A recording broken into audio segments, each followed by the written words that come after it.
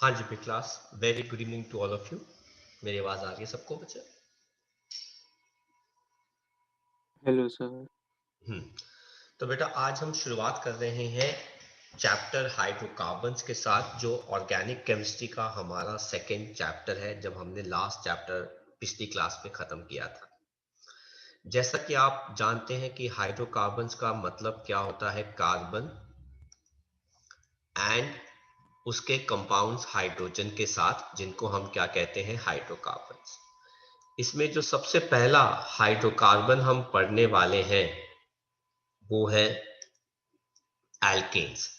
हालांकि आप जानते हैं कि हमारे पास हाइड्रोकार्बन्स जो है वो तीन कैटेगरीज में आते हैं, जो हमने पिछले चैप्टर में पढ़ा था।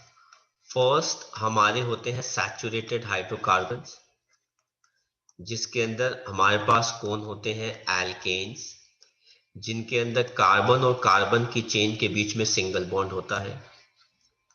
दूसरे टाइप के हमारे हाइड्रोकार्बन्स जो हैं वो क्या होते हैं, अनसैचुरेटेड। इसके अंदर हमारे पास एल्कीन्स आते हैं, जिनके अंदर कार्बन और कार्बन की चेन के बीच में कम से कम एक डबल बॉन्ड होगा। इसी में हमारे आते हैं एल्काइंस, जिनके अंदर कार्बन और कार्बन की चेन के बीच में कम से कम एक ट्रिपल बॉन्ड होना चाहिए। जो तीसरे सेट ऑफ हाइड्रोकार्बन्स हमारे पास जो आते हैं वो क्या आते हैं, एरोमेटिक, जिनमें हम क्या पढ़ने वाले हैं, बेंजीन एंड इट्स डेरिवेटिव्स। हालांकि इसके जितने भी डेरिवेटिव्स हैं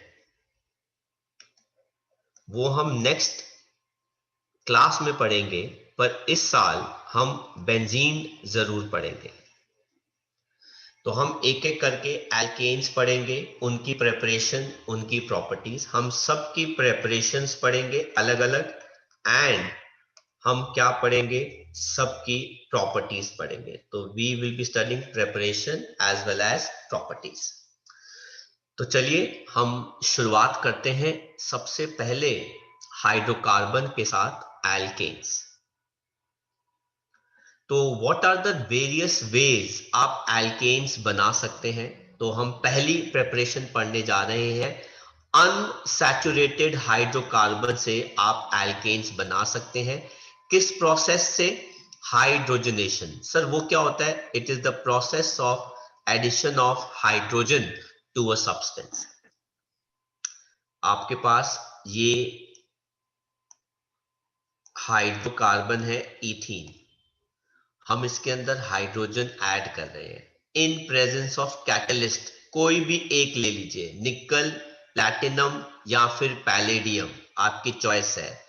निकल थोड़ा सस्ता पड़ता है इसलिए हम उसको यूज करते हैं, प्लैटिनम पैलेडियम थोड़े से एक्सपेंसिव होते हैं। तो देखो मैं कैसे हाइड्रोजन ऐड कर रहा हूं। डबल बॉन्ड में से एक बॉन्ड ब्रेक कर गया और एक एक हाइड्रोजन एक एक कार्बन के साथ अटैच हो गया, और ये कम हाइड्रोकार्बन इथीन से क्या बन गया, इथेन। तो this is how a molecule can be added to an unsaturated system. हमने हाइड्रोजन ऐड किया तो the process is known as hydrogenation. मैं और भी चीजें ऐड कर सकता हूं। तो what is hydrogenation, it is the process of adding hydrogen to an unsaturated compound in presence of nickel as a catalyst। तो हमने उसकी डेफिनेशन भी लिखवा दी और आपको एग्जाम्पल भी दे दिया। बेटा कोई भी एल्कीन क्यों ना हो, ethene, propene, butene, pentene, add करने का मैकेनिज्म, मेथड सेम ही रहेगा। मेरे पास ये एक हाइड्रोकार्बन है बेटा जिसका नाम है प्रोपीन, इसके अंदर भी बेटा मैं हाइड्रोजन ऐड कर रहा हूं, डबल बॉन्ड ब्रेक करके बेटा सिंगल बन जाएगा C3H8। नहीं तो आप बेटा इसको ऐसे भी लिख सकते हैं CH3 bond CH2 single bond CH3। इस कंपाउंड का हाइड्रोकार्बन का नाम क्या हो गया? प्रोपेन। मतलब प्रोपीन से ये क्या बन गया? प्रोपेन। मतलब अनसैचुरेटेड से ये क्या बन गया? Saturated hydrocarbon by simply addition of hydrogen. ऐसे ही मैं एक और हाइड्रोकार्बन ले रहा हूं बेटा अनसैचुरेटेड, जिसका नाम है ब्यूटाइन, क्योंकि इसके अंदर ट्रिपल बॉन्ड है लेकिन इसके अंदर बॉन्ड फालतू है, इसलिए बेटा मुझे हाइड्रोजन भी ज्यादा लेनी पड़ रही है। देखो एक मॉलिक्यूल लूंगा तो वो एक पाई बॉन्ड को तोड़ेगा, और अगर दूसरा मॉलिक्यूल ले लूंगा तो वो दूसरे पाई बॉन्ड को भी तोड़ देगा। तो हमारे पास क्या आ जाएगा? CH3 bond CH2 single bond CH2 bond CH3। आप इसको ऐसे भी कर सकते थे कि आप इसमें पहले एक ही हाइड्रोजन ऐड करते,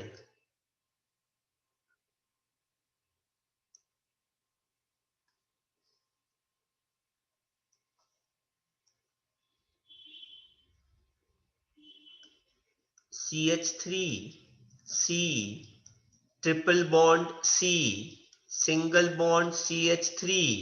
अब देखिए बेटा इसी रिएक्शन को एक और स्टाइल से मैं लिख रहा हूं। मैंने क्या लिया? हाइड्रोजन, किसकी प्रेजेंस में बेटा? निकल की प्रेजेंस में, और मैं इसको ऐड करा के पहले ये एक मॉलिक्यूल मैंने ऐड कराया, ट्रिपल बॉन्ड में से एक बॉन्ड ब्रेक हो गया, मेरे पास क्या आ गया? CH3 CH double bond CH, ये आ गया बेटा CH3। इसका एक्चुअली में नाम है ब्यूट टू आइन। जब इसके अंदर एक हाइड्रोजन ऐड हो गया तो बेटा इसका नाम अब ट्रिपल बॉन्ड से क्या आ गया? डबल बॉन्ड, तो ब्यूट टू क्या हो गया? इन। आप इसके अंदर फाइनली एक और हाइड्रोजन ऐड कर दो। ये बेटा आपकी चॉइस है कि आपने एक ही स्टेप में सब कुछ करना है कि स्टेप वाइज करना है। यूजुअली हम स्टेप्स कम प्रेफर करते हैं, और बेटा हमारे पास क्या आ जाएगा? CH3 CH2 CH2 and CH3, और इसका नाम क्या हो गया? ब्यूटेन। तो आई होप आपको एडिशन ऑफ हाइड्रोजन का कॉन्सेप्ट समझ में आ गया। आपको जो जो कॉपी करना है आप कॉपी कर सकते हैं, जैसे जैसे मैंने लिखा है आप जरूर लिखेंगे। ये मत सोचना कि हाँ मैंने देख लिया तो मुझे समझ में आ गया।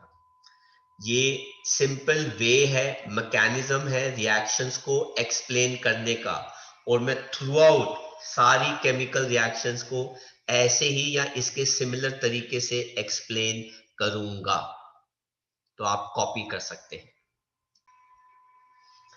तो आगे देखते हैं।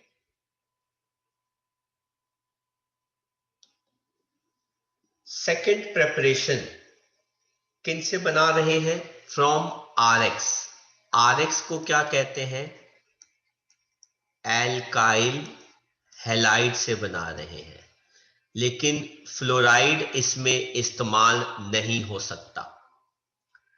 कहता है आप क्लोरोमीथेन ले लो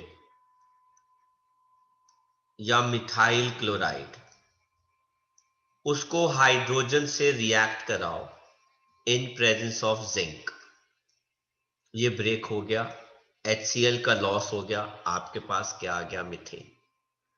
तो RA का मतलब क्या होता है? Reducing agent. रिड्यूसिंग एजेंट का मतलब क्या होता है ना? जो रिड्यूसिंग एजेंट होता है वो हाइड्रोजन ऐड कराता है, ऐड कराता है। तो वो कौन है? जिंक एसिड में ले लीजिए, जिंक बेस में ले लीजिए, या आप हाइड्रोजन ले लीजिए पैलेडियम, निकल या फिर प्लैटिनम की प्रेजेंस में, एक ही बात। तो इन जनरल आप कोई भी एल्काइल हैलाइड ले लीजिए, हाइड्रोजन के साथ रिएक्ट कर दीजिए, RH दे देगा। बेटा RH क्या होता है? एल्केन। आपको मैं इसका एक और एग्जांपल दे देता हूं यहां पे। CH3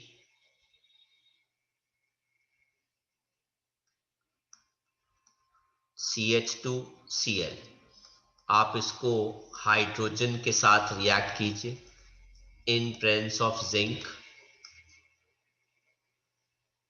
तो आप देख सकते हैं HCl का लॉस हो गया, ये आ जाएगा CH3CH3। इसको हम कहते हैं C2H6, जिसका नाम क्या होता है बेटा? इथेन। तो ये मत सोचना कि बेटा ये जो हम केमिकल रिएक्शन पढ़ रहे हैं ये सिर्फ जिनका नाम लिखा है उन्हीं के लिए है। नो बेटा, कोई भी एल्काइल हैलाइड ले लो, ethyl chloride, propyl chloride, butyl chloride, pentyl chloride, ठीक है ना?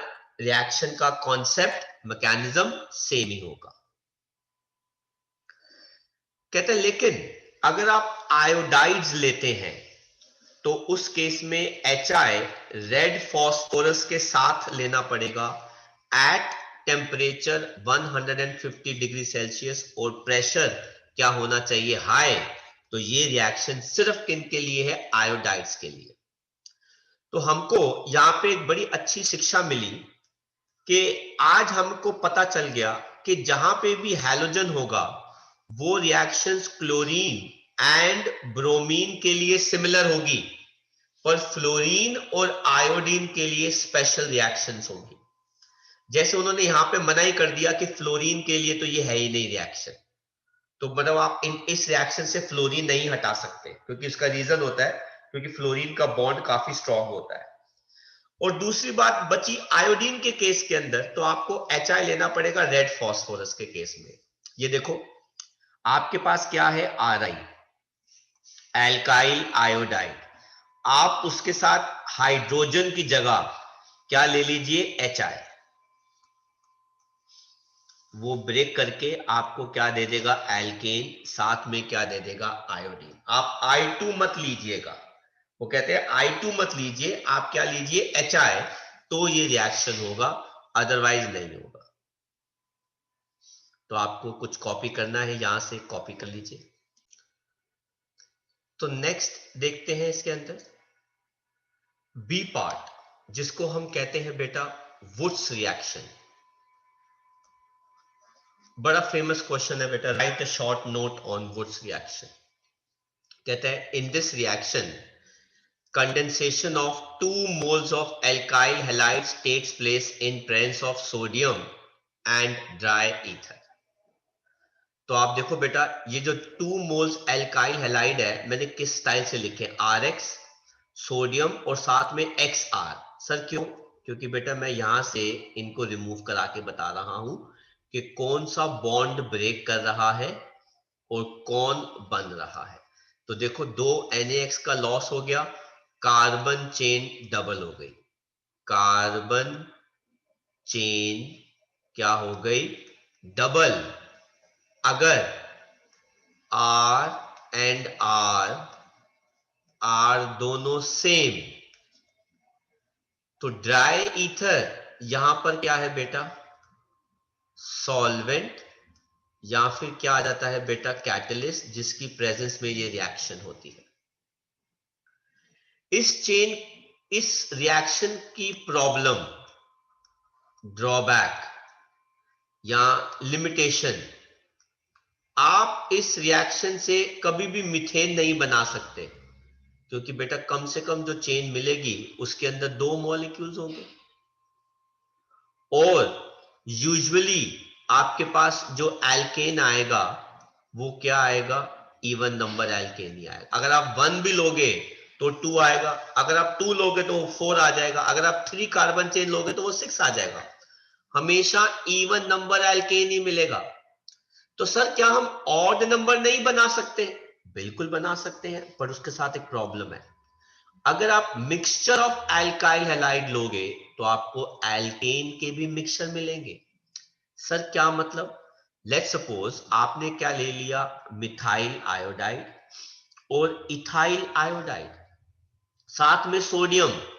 तो ये मत सोचना कि आयोडीन यहां से जाएगा, सोडियम यहां से गया और आयोडीन यहां से गया और ये दोनों मिल गए।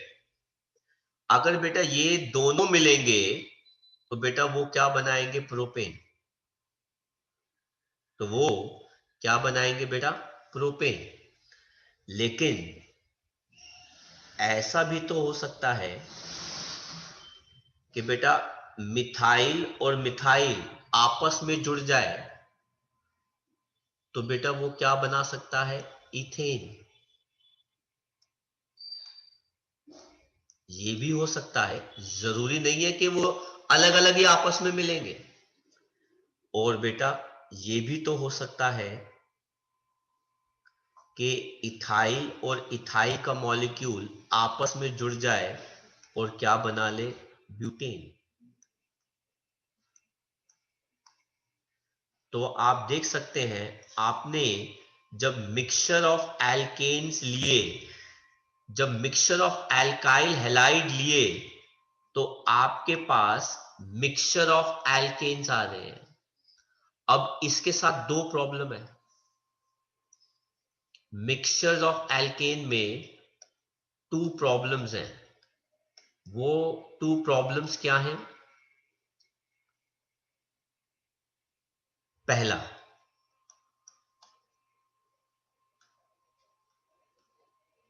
सेपरेशन इज डिफिकल्ट, मतलब आपको इनको अलग करने में दिक्कत परेशानी है, या आपके एक्सपेंस बढ़ गए, क्योंकि आपको तो कंटेनर में इथेन, प्रोपेन, ब्यूटेन तीनों मिलेंगे, तो उनको अलग भी तो कैसे करेंगे। और दूसरी प्रॉब्लम ये है, percentage yield for each is very less. हर एक एल्केन की परसेंटेज जो आ रही है वो बड़ी कम है, 33%, 33%, 33%। लेकिन बेटा ऊपर वाली रिएक्शन में देखो, अगर मान लो मैं ऊपर वाली रिएक्शन में सिर्फ क्या लेता बेटा, मिथाइल आयोडाइड, साथ में 2 मोल्स ऑफ सोडियम और मिथाइल आयोडाइड, तो बेटा लॉस किसका होता, 2 NaI का, और मुझे in presence of dry ether क्या मिलता, सिर्फ 100% क्या मिलता बेटा, मुझे इथेन मिलता। लेकिन यहां पे तो सबकी परसेंटेज जो है बेटा वो अलग अलग आ रही है। इससे क्या होता है बेटा, परसेंटेज किसी चीज की बनाने की बेटा क्या हो जाती है, कम, जिसकी वजह से बेटा हमारा एक्सपेंस जो है वो क्या कर जाता है, इंक्रीज। तो अगर आपको कोई इवन नंबर एल्केन बनाना है, ethane, butane, hexane, octane and so on, तो बेटा वुड्स रिएक्शन से बढ़िया तरीका और कोई भी नहीं है। लेकिन अगर आपको ऑड नंबर बनाना है तो बेटा ये रिएक्शन तो बिल्कुल भी प्रेफर मत करना प्लीज, क्योंकि कोई फायदा नहीं है। आपको ऑड पाने के चक्कर में आपको अलग अलग एल्केन मिल जाएंगे, अलग अलग एल्केन को फिर अलग करना, सेपरेट करने के लिए आपका बेटा और खर्चा बढ़ जाएगा, क्योंकि आपको उसके लिए फिजिकल प्रॉपर्टी लगा के उनको सेपरेट करना पड़ेगा। तो इन चीजों का भी हमें ध्यान रखना होता है। ऑर्गेनिक रिएक्शंस में 2 चीजों का आपको ध्यान नहीं रखना। ऑर्गेनिक रिएक्शंस में आपको नो नीड टू बैलेंस। एक तो आपको इनको बैलेंस नहीं करना होता, लेकिन 99% रिएक्शन जो हम पढ़ेंगे हम बैलेंस करेंगे, क्योंकि मुझे आपको सारा हिसाब किताब बनाना है, बताना है कौन सा एटम कहां गया, कौन सा एटम किसके पास गया। और दूसरी चीज जो ऑर्गेनिक रिएक्शन में होती है, no need to write byproduct. इस रिएक्शन में, ऊपर की रिएक्शन में, क्या मुझे कोई बता सकता है कि बाय प्रोडक्ट कौन है?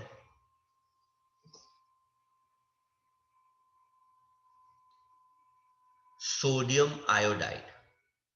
बेटा sodium iodide is a byproduct. Inorganic compound is always a byproduct. मुझे मेन ऑर्गेनिक कंपाउंड चाहिए होता है। तो अगर आप सोडियम आयोडाइड ना भी लिखो, जैसे बेटा मैंने यहां पे देखो इस रिएक्शन में नहीं लिखा, तो बेटा आपकी रिएक्शन गलत हम नहीं करेंगे, क्योंकि मेन प्रोडक्ट आपको, ऑर्गेनिक कंपाउंड आपको जरूर लिखना होगा। साइड प्रोडक्ट आप लिखो ना लिखो कोई फर्क नहीं पड़ता, लेकिन मैं आपको जरूर लिखवाऊंगा ताकि आपको समझ में आ जाए कि हम क्या कॉन्सेप्ट पढ़ रहे हैं, कैसे कॉन्सेप्ट पढ़ रहे हैं। ठीक है, तो ये दो चीजों का टेंशन आपको नहीं लेना ऑर्गेनिक रिएक्शन में। बट हम करते हैं, टीचर सिखाते हैं, मैं भी बताता हूं इस रीजन की वजह से, ताकि आपको समझ में आ जाए कौन सी चीज कहां जा रही है। कॉपी कर सकते हैं आप बेटा, जो जो आपको कॉपी करना है। तो आगे बात करते हैं फ्रॉम कार्बोक्सिलिक एसिड्स। अब बेटा आपको पता है कि कार्बोक्सिलिक एसिड्स जो है वो क्या होते हैं, R C double bond O bond O H. इनको हम क्या कहते हैं, कार्बोक्सिलिक एसिड्स। इनसे हम क्या बना रहे हैं बेटा, एल्केन्स बना रहे हैं। सबसे पहला मेथड है बेटा डी। बेटा डी का मतलब होता है रिमूवल। क्या? कार्बोक्सिलेशन, मतलब COOH ग्रुप रिमूव कर दो।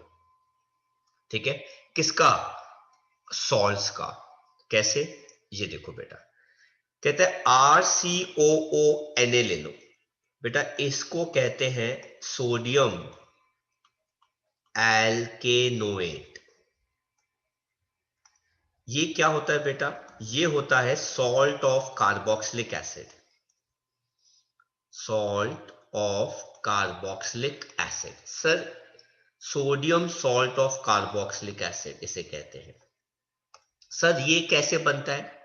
आपके पास अगर बेटा कार्बोक्सिलिक एसिड है तो आप उसको सोडियम से रिएक्ट करा लो, सोडियम उसके हाइड्रोजन को डिस्प्लेस कर देगा, क्योंकि मेटल्स का काम होता है एसिड्स के H पॉजिटिव को डिस्प्लेस कर देना।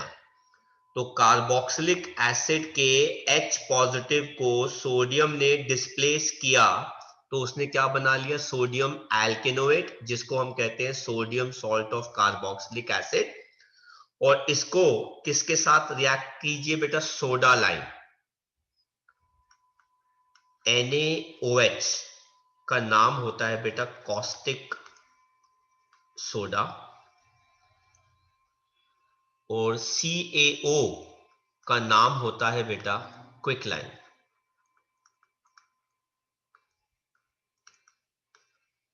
अब इसका सोडा नाम ले लिया, इसका लाइम ले लिया, तो बेटा ये क्या हो गया, सोडा लाइम।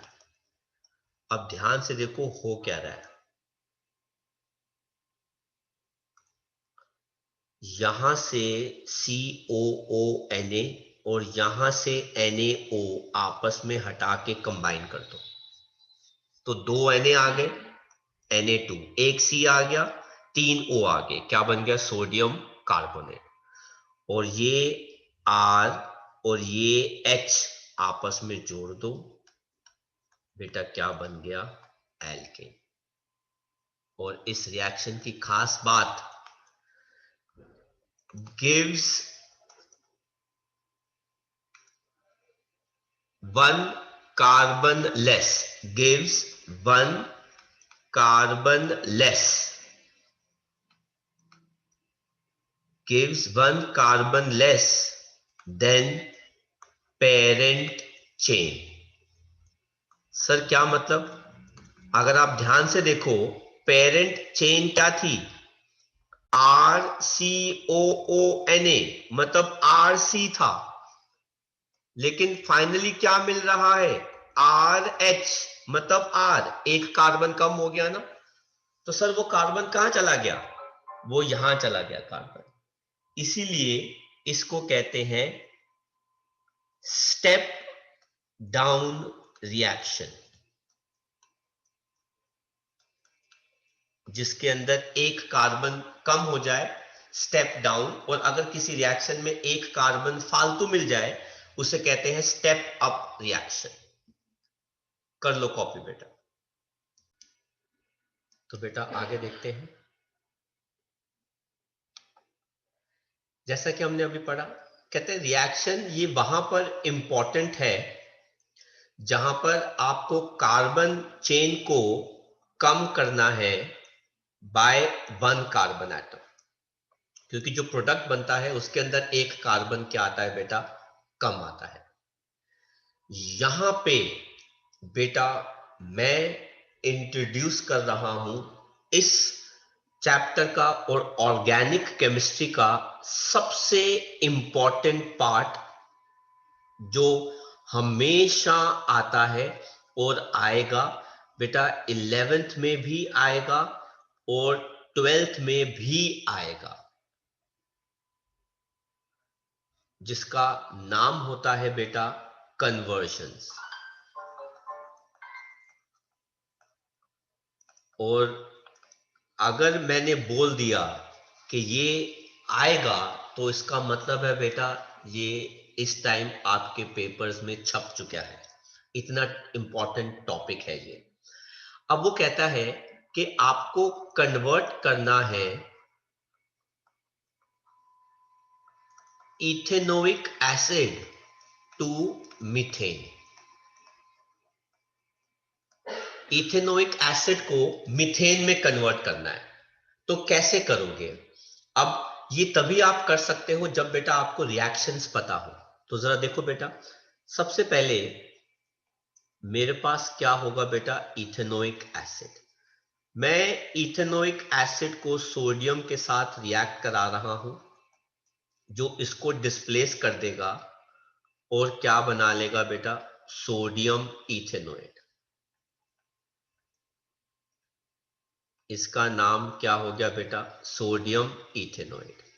इस सोडियम इथेनोएट को अब मैं सोडा लाइम के साथ रिएक्ट कर रहा हूं, जो मैंने अभी अभी सीखा है कि कैसे सोडा लाइम से रिएक्ट करके आप कार्बन चेन को बदल सकते हैं।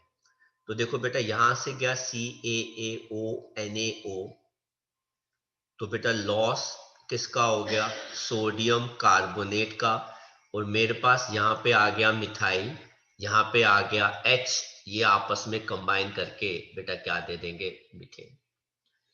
तो मैंने स्टेप्स का भी ध्यान रखा, क्योंकि CBSE बोर्ड के रूल के हिसाब से जितनी भी कन्वर्जन्स है वो 2 स्टेप्स के अंदर होनी चाहिए।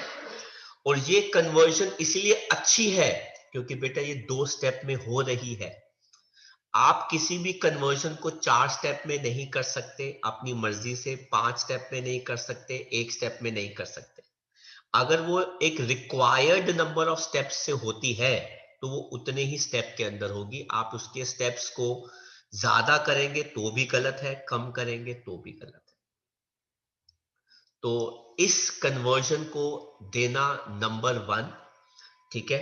और इसको हम आप कॉपी कर लेंगे। अगर मैं चाहूं तो मैं इससे बड़ा एसिड ले लेता हूं, कन्वर्ट प्रोपेनोइक एसिड। अच्छा अब बताओ, अगर मैं प्रोपेनोइक एसिड ले रहा हूं तो वो कौन सा एल्केन बनाएगा ऊपर के मेथड से? ब्यूटाइन। प्रोपेन से एक कार्बन कम सर वाला, इथेन। इथेन। Very good. वही सेम कॉन्सेप्ट है बेटा, बिल्कुल एज इट इज वैसा का वैसा ही चलेगा। ये कैसे आ जाएगा, CH3 CH2 COOH, ये आ गया बेटा प्रोपेनोइक एसिड। सोडियम के साथ रिएक्ट कराऊंगा, मुझे क्या दे देगा, सोडियम प्रोपेनोएट, इसको मैं C2H5 लिख रहा हूं। ये आ गया बेटा सोडियम प्रोपेनोएट, प्रोपेनोएट, और इसको मैं सोडा लाइम के साथ रिएक्ट करा रहा हूं, NaOH प्लस CaO। लॉस किसका आ जाएगा, Na2CO3 का। यहां से बचेगा C2H5, यहां से बचेगा H, तो ये क्या बन जाएगा C2H6। हालांकि ये इतनी इंपॉर्टेंट नहीं है जितनी ये वाली कन्वर्जन इंपॉर्टेंट है।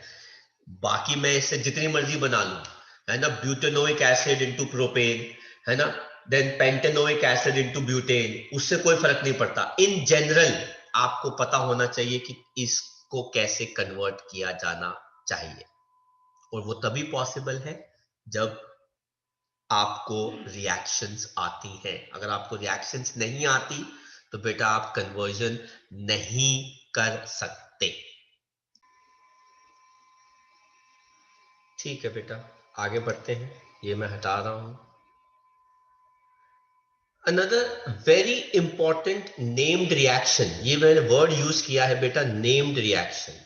आप बहुत बार स्कूल टीचर्स को और अपने केमिस्ट्री टीचर को ये बोलते हुए देखेंगे, named reaction, named reaction. Named reaction जितनी भी है सारी इंपॉर्टेंट है। 11th क्लास में तो फिर भी हम 4-5 नेम्ड रिएक्शंस पढ़ेंगे, लेकिन 12th के अंदर तो बेटा there are somewhere around about 40-50 named reactions, 40 के आसपास नेम्ड रिएक्शन है, शायद थोड़ी सी कम होंगी उससे। ठीक है, and all of them are really very very important. तो अब हम पढ़ रहे हैं आफ्टर डी कार्बोक्सिलेशन, जो नेक्स्ट है वो है कोलबेज इलेक्ट्रोलिसिस।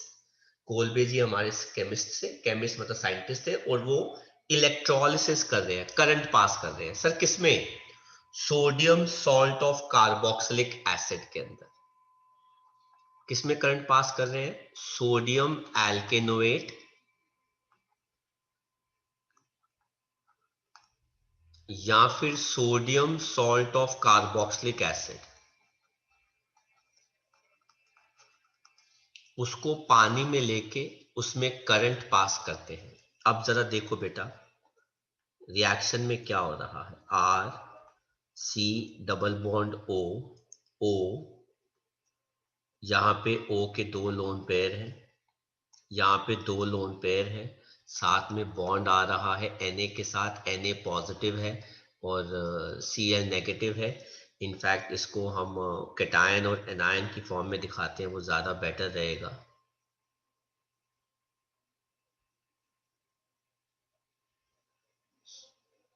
तो हमने O नेगेटिव लिखा है, साथ में हम क्या लिख रहे हैं बेटा, Na पॉजिटिव, क्योंकि ये वाला पार्ट जो है कार्बोक्सिलिक एसिड के अंदर आयोनिक होता है। अच्छा, इसके अंदर 2 मॉलिक्यूल लिए हैं बेटा, तो दूसरा वाला मॉलिक्यूल मैं नीचे ले रहा हूं।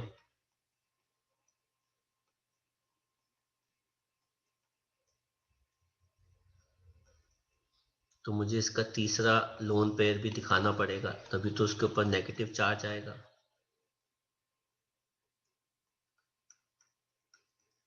साथ में वो कह रहे हैं पानी लिया है। अच्छा, पानी लिखने का तरीका देखिए, मैंने क्या लिखा, OH bond H, OH bond H, और इसमें से मैं करंट पास कर रहा हूं। ये जो मैं आपके सामने बेटा कर रहा हूं, ये सिर्फ आपको समझाने का तरीका है कि देखो प्रोडक्ट मैं कैसे बना रहा हूं, हालांकि मैकेनिज्म कुछ और कहता है। पानी के अंदर हाइड्रोजन पे पॉजिटिव होता है, OH पे नेगेटिव होता है, OH पे नेगेटिव होता है, हाइड्रोजन पे पॉजिटिव होता है। इस वजह से ये Na पॉजिटिव और ये Na पॉजिटिव OH नेगेटिव और OH नेगेटिव के साथ कंबाइन कर लेंगे और क्या दे देंगे, 2NaOH। ऊपर वाला NaOH, नीचे वाला NaOH। फिर ये हाइड्रोजन आपस में कंबाइन करके क्या दे देगी बेटा, हाइड्रोजन गैस। अब ये ब्रेक करेगा, ये वाला इलेक्ट्रॉन और ये वाला इलेक्ट्रॉन फ्री हो गया, ये ब्रेक करेगा, ये वाला इलेक्ट्रॉन और ये वाला इलेक्ट्रॉन फ्री हो गया, ये दोनों R और R आपस में कंबाइन कर गए, प्लस ऑक्सीजन का माइनस चार्ज इधर आ गया, और ये दोनों क्या बन जाएंगे बेटा, 2 मोल्स ऑफ CO2। तो आप देख सकते हैं कार्बन चेन डबल हो गई। कार्बन डाइऑक्साइड आ रहा है, सोडियम हाइड्रोक्साइड आ रहा है, हाइड्रोजन गैस आ रही है, सब मैंने यहां पे लिख दिया। This is how the reaction works. इसकी भी बेटा खास बात, प्रोडक्ट मतलब कौन बन रहा है बेटा, alkane has 1 carbon less than parent chain. अब बेटा पेरेंट चेन शुरुआत किससे हुई, RCOONA से। मतलब पेरेंट चेन में क्या था, RC, लेकिन जो प्रोडक्ट है एल्केन वो किसका बन रहा है बेटा, R का, तो एक कार्बन कम हो गया। आप देख सकते हैं बेटा ये RC था, जो आगे जाके क्या बन गया बेटा, R बन गया, क्योंकि 2 कार्बन एटम तो CO2 बन गए ना। तो एक पहले वाले मॉलिक्यूल का चला गया, एक दूसरे वाले मॉलिक्यूल का चला गया।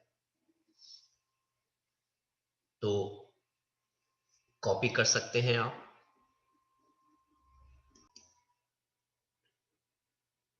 हालांकि कोलबेज इलेक्ट्रोलिसिस कन्वर्जन में बहुत कम इस्तेमाल होती है, ठीक है, पर ये सेपरेटली आपसे फिर भी पूछ सकते हैं।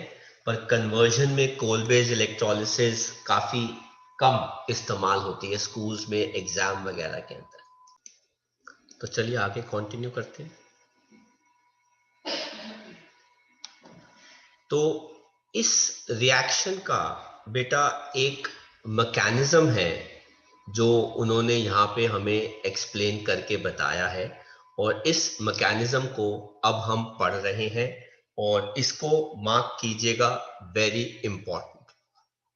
क्योंकि बेटा बिहाइंड द सीन असली मैकेनिज्म जो होता है वो बहुत कम हमको पढ़ाए जाएंगे, ठीक है। कुछ सिलेक्टिव रिएक्शंस है जिनके अंदर हमको मैकेनिज्म जो है वो पढ़ाए जाते हैं। अब बेटा इसमें 2 चीजें हैं, एक है सोडियम सॉल्ट ऑफ एसिड, दूसरा है पानी। तो अगर आप किसी sodium salt of carboxylic acid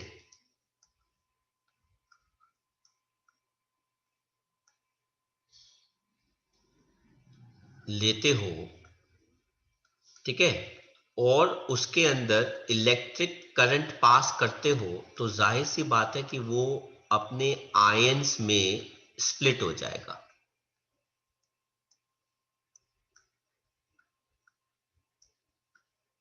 अब इस ऑक्सीजन के पास एक इलेक्ट्रॉन सोडियम का है, तभी तो Na जो है वो क्या है, पॉजिटिव है, ठीक है।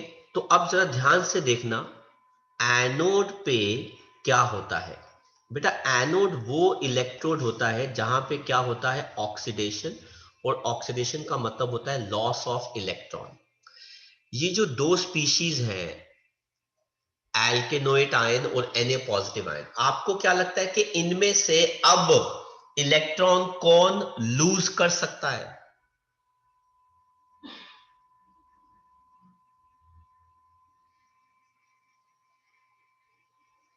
इनमें से कौन इलेक्ट्रॉन दे सकता है? जिसके पास इलेक्ट्रॉन ज्यादा होंगे वही तो दे सकता है। Yes sir. किसके पास इलेक्ट्रॉन ज्यादा है? Carboxylic acid. कार्बोक्सिलिक एसिड के एनायन के पास। तो जो कार्बोक्सिलिक एसिड का एनायन होता है, इसने एक इलेक्ट्रॉन गेन किया हुआ है सोडियम का, तो वो ये एक इलेक्ट्रॉन क्या करता है, lose, and gets oxidise to form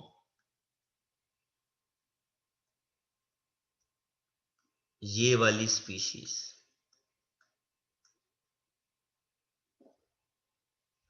लेकिन क्या आप मुझे बता सकते हैं कि कुल मिला के कितने सोडियम एल्केनोएट हम ले रहे हैं?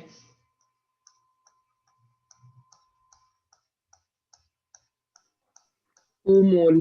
2 मोल्स। तो बेटा यहां पे भी तो 2 मोल होना चाहिए था। तो बेटा यहां पे भी तो 2 मोल आएगा, तो यहां पे भी तो 2 मोल आएगा।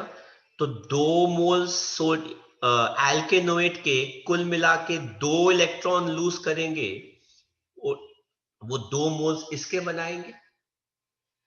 उसी समय ये यहां से ब्रेक कर जाता है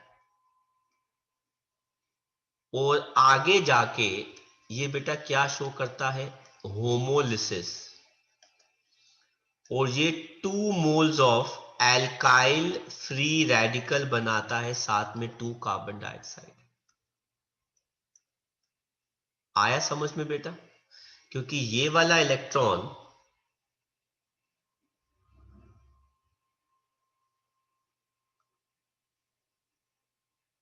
अब यहां चला गया और ये वाला इलेक्ट्रॉन यहां पे आके आपस में डबल बॉन्ड बना के CO2 बना रहे हैं,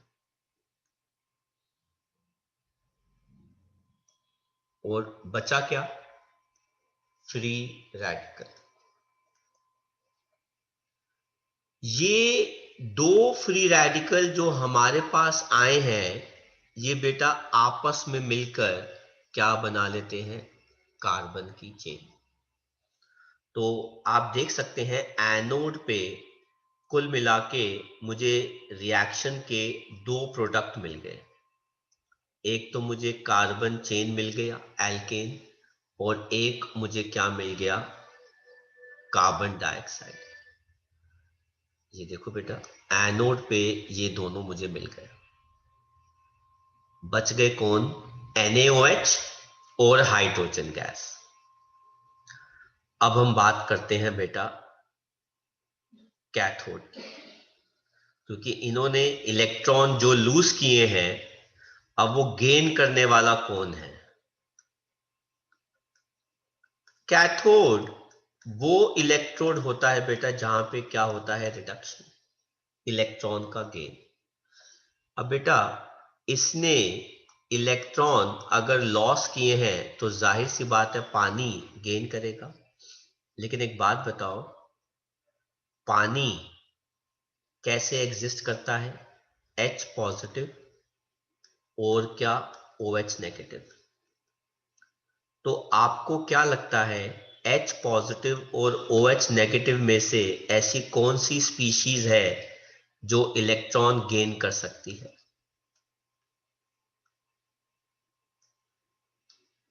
H पॉजिटिव और OH नेगेटिव पानी के पार्ट्स होते हैं, इनमें से कौन सी स्पीशीज है जो इलेक्ट्रॉन गेन कर सकती है? नेगेटिव चार्ज किसके पास जाएगा? H+। Very good. अगर H प्लस के पास जाएगा तो बेटा वो बन जाएगा H रेडिकल, साथ में क्या आ जाएगा, OH माइनस। लेकिन कुल मिला के इलेक्ट्रॉन तो 2 लूज हुए हैं, तो बेटा मैंने यहां पे 2 लगा दिए। पानी भी तो ऊपर देखो रिएक्शन में 2 है, तो मैंने यहां पे 2 लगा दिया, तो मेरे पास 2 ये आ गए और मेरे पास 2 ये आ गए। तो फाइनली हाइड्रोजन के दोनों रेडिकल आपस में जुड़कर क्या दे देंगे, हाइड्रोजन गैस। एंड पहली मैकेनिज्म की रिएक्शन में 2 Na पॉजिटिव मिले थे, इस रिएक्शन में 2 OH नेगेटिव मिले हैं। ये दोनों आपस में कंबाइन करके हमें क्या दे देंगे, NaOH, 2 मॉलिक्यूल। तो ये दोनों कैथोड पे मिल गए और वो दोनों हमें कहां मिल गए, एनोड पे। ये है इस रिएक्शन का मैकेनिज्म। असलियत में बिहाइंड द सीन इस रिएक्शन के जो चारों प्रोडक्ट हैं ऐसे बनते हैं, लेकिन कुछ ही मैकेनिज्म है जो पूछे जाएंगे। और मुझे लगता है कि इस साल में जो आपके साथ सिचुएशन हुई हुई है पेंडेमिक में, तो ये वाला मैकेनिज्म रेयरली पूछा जाएगा। आई डोंट थिंक सो कि ये मैकेनिज्म पूछा जाएगा, बट अदरवाइज ये काफी इंपॉर्टेंट मैकेनिज्म है। आप कर लीजिए कॉपी। मैं आपको अभी भी बता रहा हूं बेटा, हर रिएक्शन का एक स्पेसिफिक मैकेनिज्म होता है। वो मैकेनिज्म हम सिर्फ सिलेक्टिव रिएक्शंस के लिए पढ़ेंगे, सबसे पहला मैकेनिज्म जो आपने पढ़ा आपके सामने है, कोलबेज इलेक्ट्रोलिसिस का।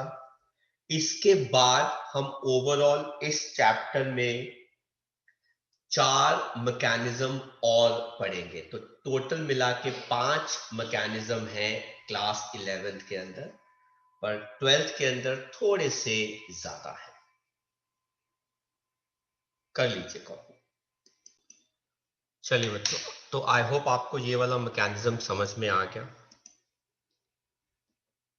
तो ये देखिए, एनोड पे ये रिएक्शंस हुई, हमने इनको कंबाइन किया, कैथोड पे हमारी रिएक्शंस हुई। अब ये बात करते हैं इस रिएक्शन की लिमिटेशन की या ड्रॉबैक की। लिमिटेशन, अगेन मीथेन हम नहीं बना सकते क्योंकि मिनिमम 2 एल्काइल ग्रुप आपस में जुड़ेंगे रिएक्शन के अंदर।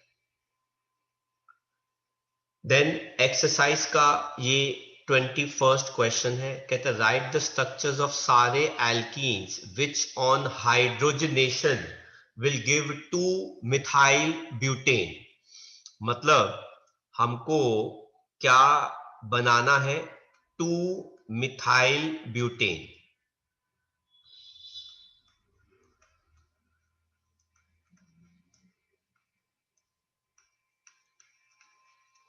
मतलब आपको किसी एल्कीन के अंदर हाइड्रोजन ऐड करनी है ताकि वो ये वाला कंपाउंड 2 मिथाइल ब्यूटेन दे दे। तो आपको इसके अंदर हाइड्रोजन रिमूव करानी होगी। अच्छा, कहां कहां से रिमूव करा सकते हैं? एक तो हम यहां से रिमूव करा सकते हैं,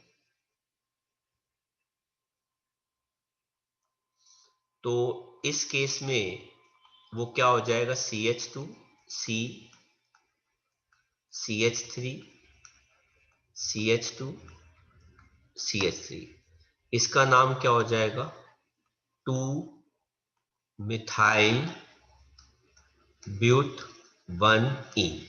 आप अगर इसके अंदर भी हाइड्रोजन ऐड करते हैं इन प्रेजेंस ऑफ निकल तो वो ये कंपाउंड देगा।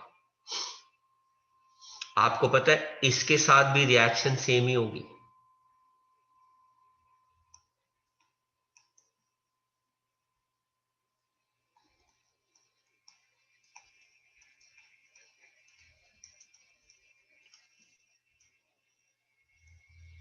इसका नाम भी 2 मिथाइल ब्यूटेन ही है।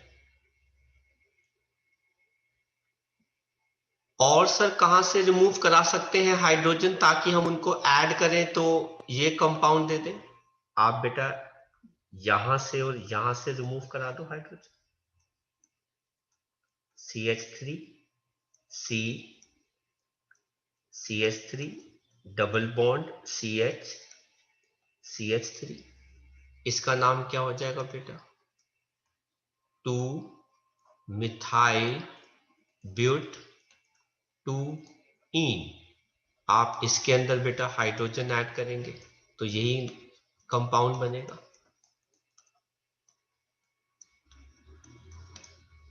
और सर कहां से रिमूव करा सकते हैं, एनी आइडिया बेटा, anyone who would like to help us?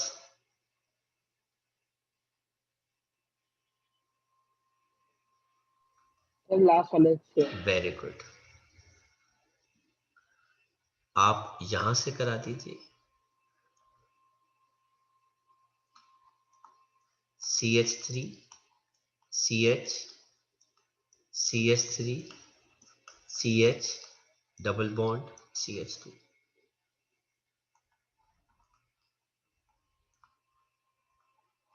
3 methyl but 1 ene. Hydrogen add करेंगे निकल, आपको यही कंपाउंड दे देगा। कर लीजिए कॉपी। चलिए आगे बढ़ते हैं। एक्सरसाइज का 25th क्वेश्चन कहता है why is Wurtz reaction not preferred for preparation of alkanes जिनके अंदर odd number of carbon atoms होते हैं। Illustrate your example taking, illustrate answer taking one example. इसका आंसर क्या हो जाएगा? Because odd number of alkanes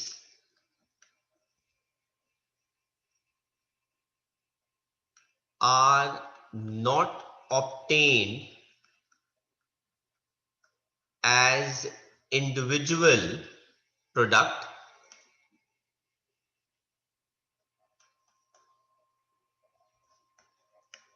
but instead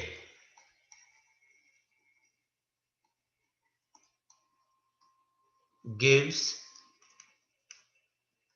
mixtures of alkanes which are difficult to separate. Example, हम क्या ले रहे हैं बेटा? Methyl iodide with 2 moles of sodium and साथ में ethyl iodide in presence of dry ether. ये क्या दे सकता है बेटा? इथेन भी दे सकता है। ये क्या दे सकता है बेटा? प्रोपेन भी दे सकता है। एंड ये क्या दे सकता है? ब्यूटेन भी दे सकता है।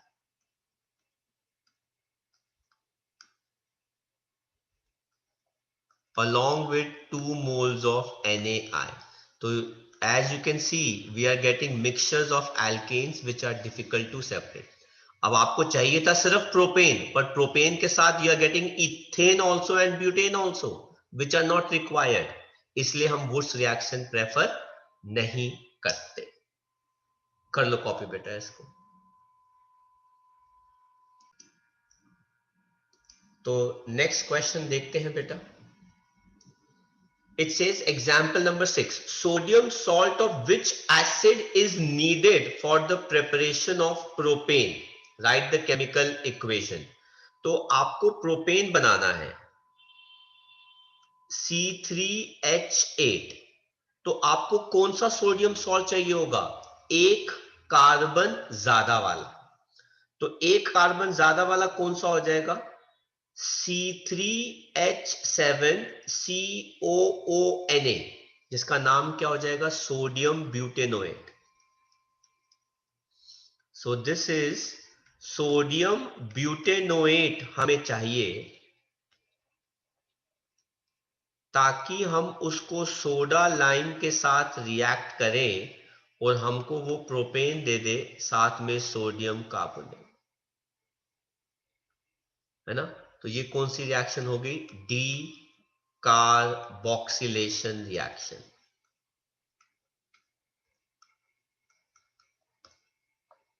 तो आज हम यहीं तक करेंगे, आप रिएक्शन कॉपी कर लीजिए। इसके बाद का पार्ट हम करेंगे नेक्स्ट क्लास के लिए। तो आई होप बच्चों आपको हमारा आज का लेक्चर अच्छा लगा, पसंद आया।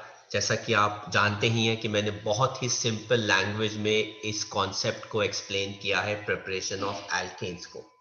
अगर अच्छा लगा तो इसको लाइक करना मत भूलिएगा। आप इन लेक्चर्स को अपने फ्रेंड्स के साथ भी शेयर कर सकते हैं ताकि वो भी इस इंपॉर्टेंट चैप्टर को और ज्यादा बेटर अपनी अंडरस्टैंडिंग में बना सके।